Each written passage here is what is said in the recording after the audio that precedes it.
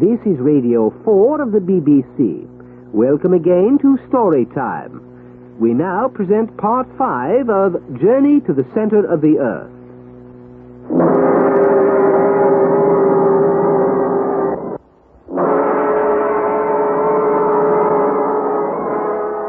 We present Bernard Horsfall as Harry Lawson and Geoffrey Banks as Professor von Hardwig in A Journey to the Center of the Earth, the novel by Jules Verne, adapted for radio in 8 parts by Howard Jones. Part 5, The Battle of the Monsters. If you have followed my story to this point, you will recall that my name is Harry Lawson and that my uncle is the celebrated German scientist, Professor von Hardwig. I have told you how we chanced upon a fragment of ancient parchment bearing some mysterious runic writing, and how this led us to follow in the footsteps of a 16th century alchemist named Arne Saknussemm into the crater of an extinct volcano in Iceland called Snæfellsnes, and so on a perilous journey to the center of the earth. Perilous, did I say? Well, judge for yourself. At the outset, we all but died of thirst. Then, for 4 days, I was lost in the darkness of those subterranean passages 100 miles beneath the surface of the earth, and driven to the verge of madness. My uncle cared nothing for such dangers as these. He is an eccentric, impetuous, wonderfully courageous man. As for Hans Bielka, our devoted guide and companion, well, he went calmly, without argument or complaint, wherever my uncle asked him to go. That was part of his agreement. While I was recovering from the injuries I suffered when I was lost, my uncle discovered a great subterranean sea, illuminated as if by daylight, by some natural form of electricity. He called it the Central Sea. We explored its shores for a short distance and came upon gigantic grasses, ferns as tall as pine trees, and a forest of mushrooms 40 feet high. Presently, when my uncle spoke of embarking on a sea voyage, I thought he was joking. My dear Harry, if you were to listen instead of talking quite so much, you would hear. Yes? What would I hear? Listen. That's Hans. Hans! I say, Hans! Hans, what are you doing? You speak, Master Harry. What are you making? You like this? What are you making? A raft, Master Harry. A raft, that's what it is.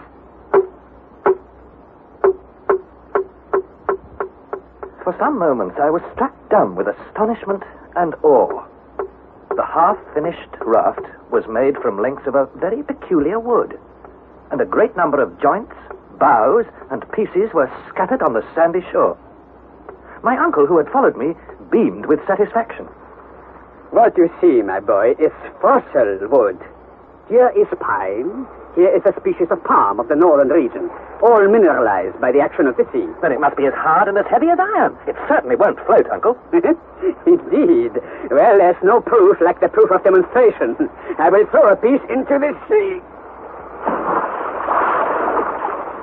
There. You are convinced? The fossil wood floated. It was incredible, but it floated. Not for the first time was it borne in on me that my journey to the center of the earth was changing all my preconceived notions. Truly, it would not have astonished me to have seen a fleet of native canoes afloat on that vast grey sea. The very next evening, the raft was finished. It was about 10 feet long by 5 feet wide, and the beams, bound together by stout ropes, were firm and solid. It took the united efforts of the 3 of us to launch it, but once launched, it floated tranquilly and evenly. The professor was delighted. Splendid. Splendid, my good Hans. Now we have a means of locomotion other than our legs. Rapid and untiring. To move, we go forward. We go forward.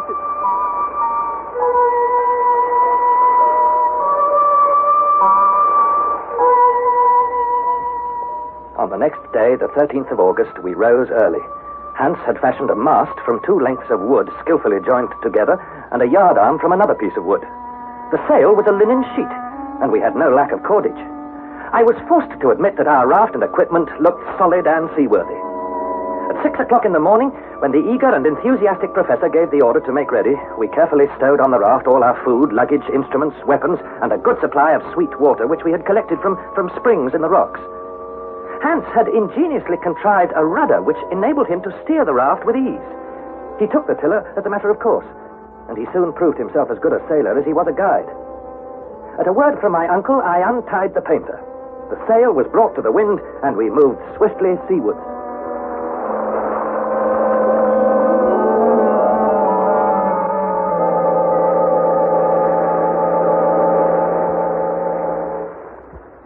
Thus were our travels at last resumed. Once more we were setting out into the unknown.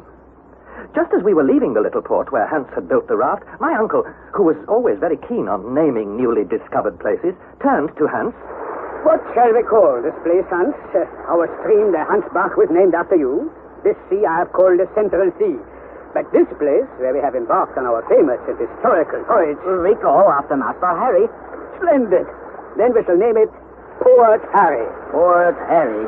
Yes, this is good. Very good. How do you like it, my boy? Well, before you quite make up your mind, Uncle, I have another name to propose. So? What other name? Come, out with it. Gretchen. Gretchen? My goddaughter's name? Yes, Uncle. Have you forgotten I'm going to marry her? Dear me. Yes, I believe that is the arrangement.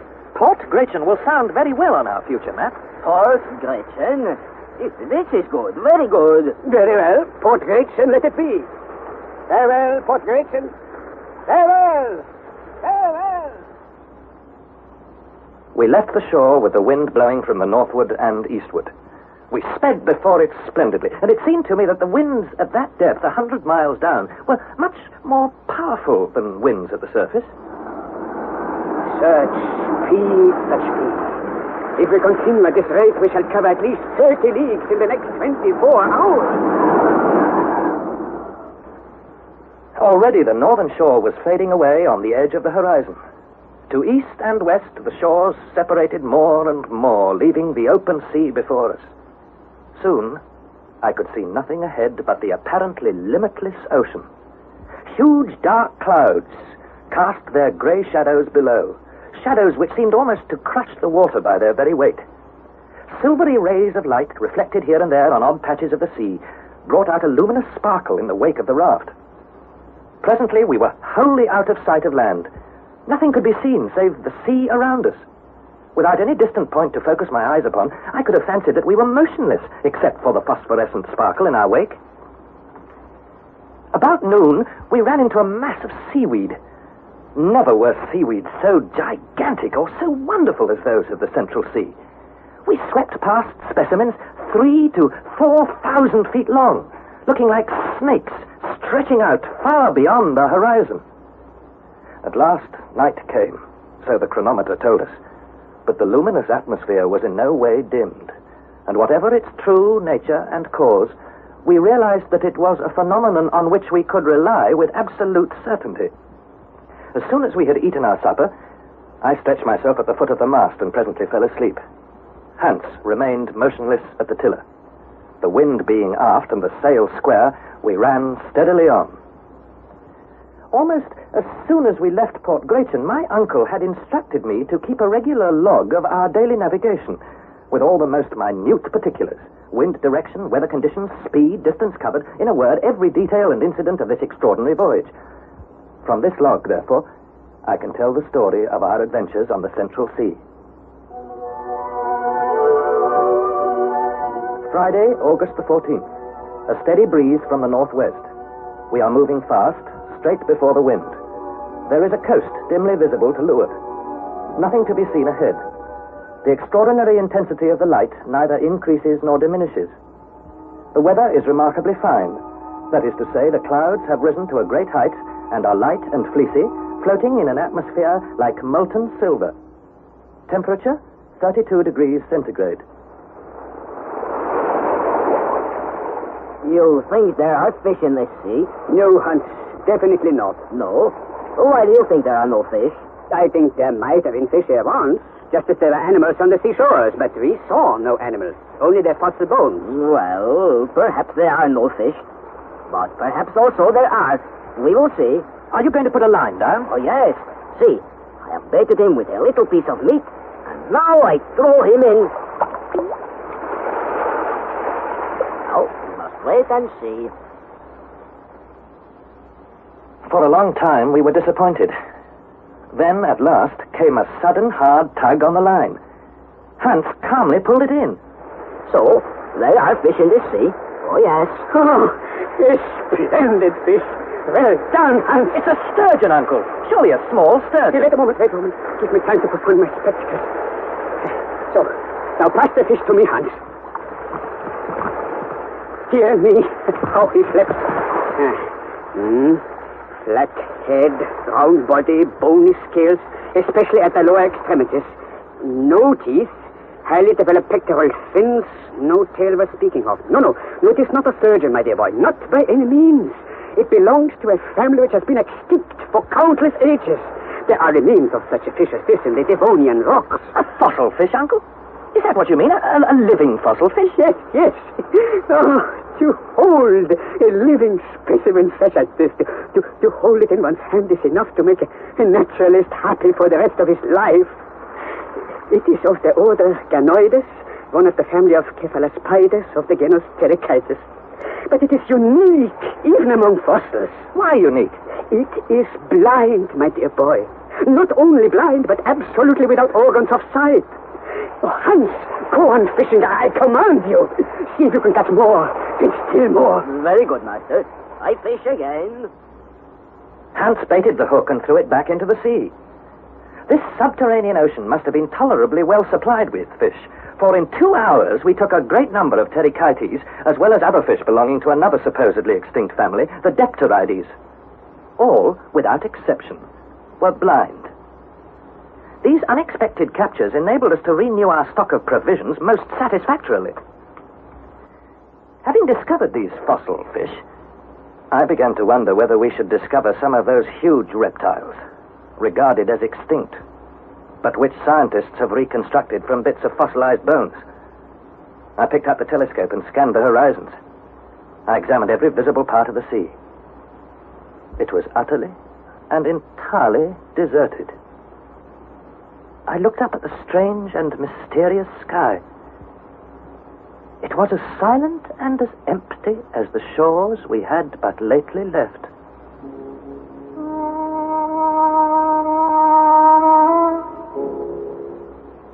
Saturday, August 15th. The sea retains its uniform monotony. The same leaden hue, the same eternal glare from above. The horizon appears to retreat before us as we advance. There is no sign of land. The professor is in one of his morose and unaccountable humors. He spends his time scanning the horizon at every point of the compass, and when the telescope is not raised to his eye, he assumes a Napoleonic attitude. Why? What has he to be angry or annoyed about? Wasn't our voyage progressing under the best of circumstances? Wasn't our humble raft speeding along faster than we had ever hoped? What, then, was troubling him? When for about the 100th time he put down the telescope and paced morosely up and down, I ventured to ask if anything was wrong. Wrong? Why do you ask me if anything wrong? You seem uneasy, Uncle. I am not uneasy, by no means. But perhaps I should have said impatient. It is enough to make any man impatient. I don't see why. I imagine not many rafts have moved faster than we're moving now. It's fabulous. So it is fabulous. So what does it matter if it's fabulous or not? It's not our speed, but the immensity of the sea which concerns me. It's so much bigger, so much wider, so much faster than I had expected. Yes, you thought the sea was no more than 30 leagues across. Exactly. And already we must have covered, at least 90 or 100 leagues. But does it matter? Does it matter? You ask me, does it matter? My boy, listen to me. We undertook a journey to the center of the earth, did we not? Huh? That is to say, we must descend. Descend all the time, descend, but we are not descending now. We are moving in a horizontal direction. We are not progressing. Oh, this is a utter waste of time. I did not come here for a picnic. I tell you, this voyage on a raft across a pond irritates and wearies me. But, Uncle, if we are following the route indicated by Arne Sakison, We can't be very far wrong. But that is the question, as your immortal Shakespeare puts it. Are we indeed following the route of the great Saknussemm? Did he ever cross this vast central sea? I am beginning to fear that the Hansbach, the little stream we adopted for our guide, has led us astray. Well, what if it has? In any case, Uncle, we can't regret having come so far. It's worth all the hardships of our journey to enjoy this wonderful scenery. I care nothing about seeing wonderful scenery. I descended into the interior of the earth with one object, and that object I mean to attain. So pray do not talk to me about admiring scenery or any other sentimental rubbish. After this outburst, I thought it was well to hold my tongue. Indeed, nobody spoke again until 6 o'clock in the evening, when Hans said, Master, if you please. Well, Hans. Today, I think, is Saturday. Saturday? What does it matter whether it's Saturday, Sunday, or any other day? It is important, Master. Today is Saturday, and on every Saturday you pay my wages. Oh, of course. I undertook to pay your wages every Saturday, no matter where we happen to be. Yes. $3 rix, Master. Here. 1, 2, 3. It is correct. I thank you, Master. Thank you. Sunday, August the 16th. Nothing new to record. The wind shows a tendency to freshen, perhaps with signs of an approaching gale. When I awoke, my first observation was in regard to the intensity of the light. For I confess that I am seized with a secret fear that this extraordinary electric illumination will in some way become dimmed or obscured, and then perhaps extinguished, leaving us in total darkness. Nothing of the kind, however, occurs. The shadow of the raft, the mast, and the sail are clear-cut on the surface of the water. This wonderful sea, it seems limitless in extent. It must surely be as wide as the Mediterranean, perhaps as wide as the great Atlantic Ocean. On more than one occasion, Hans has tried deep-sea soundings. He tied the cross of one of our heaviest crowbars to the end of a cord, and this he allowed to run out to the extent of 200 fathoms. It did not touch bottom, and he had the greatest difficulty in pulling in the line. This morning he tried again. I went across to help him haul in. Thank you. Good. He's coming in well now. Wait, I will lift the crowbar onto the deck. There. What is it, Hans? These marks on the iron crowbar, you see? Yes. What are they? Thunder. Thunder? What do you mean by that? Teeth. Yeah, teeth. There was no doubt about it. The indentations on the iron bar were the marks of teeth. What jaws! What strength must the owner of such teeth possess? Had we disturbed a monster of some unknown species? A monster more voracious than a snake, more terrible and more massive than a whale? There was no means of telling. As on other Sundays, we observed today as a day of rest and meditation. But for my part, I could scarcely take my eyes from the mauled crowbar, or my mind from the terrifying speculations that it aroused.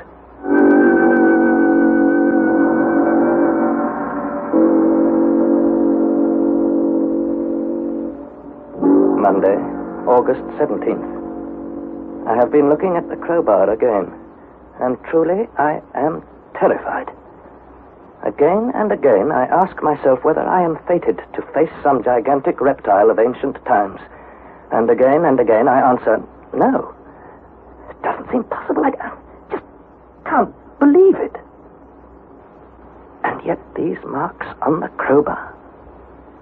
Is there any doubt at all that they were made by the jaws of a monstrous crocodile?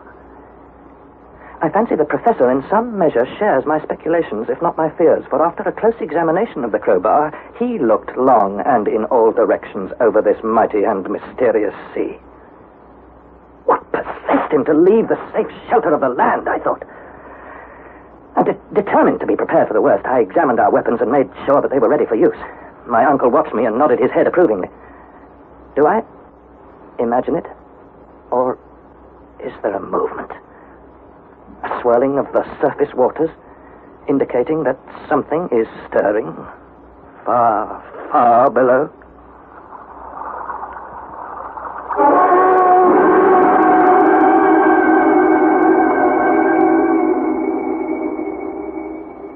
Tuesday, August the 18th. Today has passed with no incident worth recording. Now at last it is evening. We are drowsy and ready for sleep. There is no night, properly speaking, in these parts, any more than there is summer in the Arctic regions, as summer is generally understood. Hans remains immovable at the rudder. He must sleep, of course, but when he does, I can't say. This evening I dropped into a heavy sleep. Some 2 hours later, I was awakened suddenly by an immense shock. The raft seemed to be lifted completely out of the water. I think it, Frank. Are we shipwrecked? Look, master. They cannot make it out. The black mass heaving up and down. A big lizard, master. Yes. A sea lizard of prodigious shape and size. And there, a whale. It is indeed a whale, Harry. Her great fins, and see how she blows air and water. 2 columns of water rose to a vast height above the sea. We stood stock still, stupefied at the sight of these fearful marine monsters. Hans seized the rudder which had flown from his grasp and put it hard to windward. But there, to leeward, was a turtle about 40 feet wide and a serpent quite as long, thrusting its hideous head from the waters. Escape was impossible. The reptiles advanced on us, turning and twisting about the raft with fearful swiftness. Nearer and nearer they came, the mighty crocodile on one side, the serpent on the other. I snatched up my rifle in desperation and was about to try the effect of a bullet when Hans checked me. The monsters passed within 100 paces of the raft, then made a frenzied rush at one another.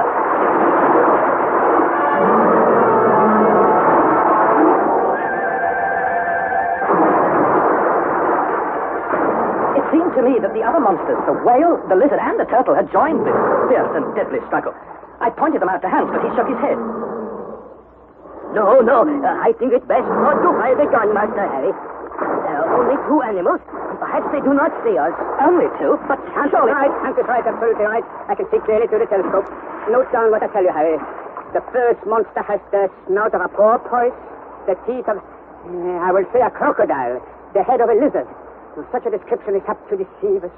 I would say the most fearful of all antediluvian reptiles. an ichthyosaurus, or great fish lizard. But the other? What about the other? A serpent. A monstrous serpent concealed, as it were, beneath the carapace of a turtle. A sea crocodile. The plesiosaurus. Yes, I'm well aware of that. Quiet now. I wish to concentrate on this wonderful spectacle. The monsters attacked each other with inconceivable fury, raising mountains of water and showering us with spume. Time and again we seemed on the point of being overturned.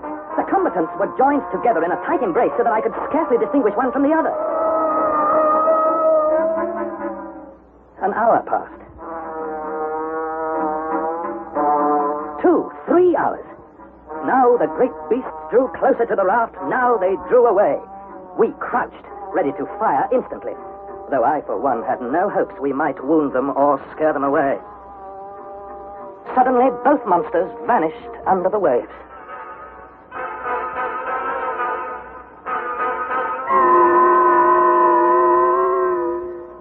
There was a mighty maelstrom in the midst of the sea which all but sucked us under. Ah, look. They come up again. Shall I shoot? No. Give me the telescope quickly. Ah, there are not 2 this time. There's only 1. There's only the plesiosaurus. Now I could see that the great sea crocodile was wounded unto death. I could see its serpent-like neck threshing and curling and twisting in the agonies of dying. Now it flailed the waters like a whip. Now it twisted like a worm sliced in 2. In all directions, the water spurted to a great height, sweeping clean over the raft and blinding us. Soon it became clear that the end of the beast was at hand. Its movement slackened. Its contortions almost ceased. At length the body lay inert on the now calm and placid waters. And I thought, so much for the plesiosaurus. But what about the victor? The ichthyosaurus? Has he gone down to some undersea cavern to rest and lick his wounds? Or will he reappear to destroy us?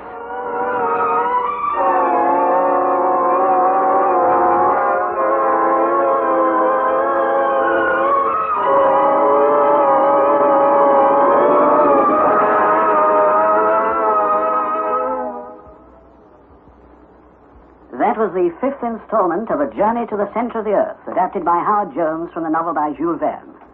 The cast was as follows.